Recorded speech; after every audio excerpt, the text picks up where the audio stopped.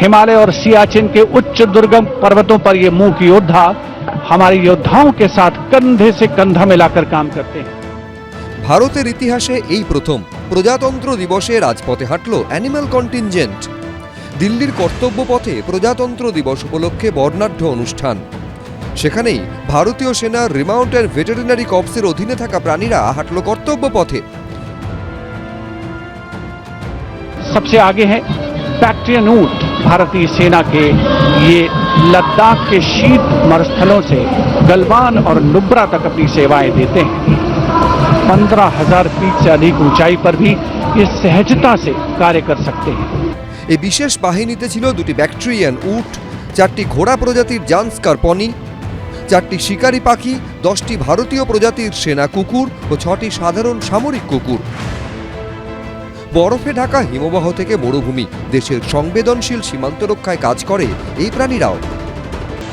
हिमालय और सियाचिन के उच्च दुर्गम पर्वतों पर ये मूक योद्धा हमारे योद्धाओं के साथ कंधे से कंधा मिलाकर काम करते हैं। वसुधैव कुटुंबकम की भावना को आत्मसात करते हिमालयी क्षेत्रों में तैनात हमारे विशेष सैनिक हिम योद्धाओं की इस टुकड़ी का नेतृत्व कर रही हैं कैप्टन हर्षिता यादव। हमें इन पर गर्व है।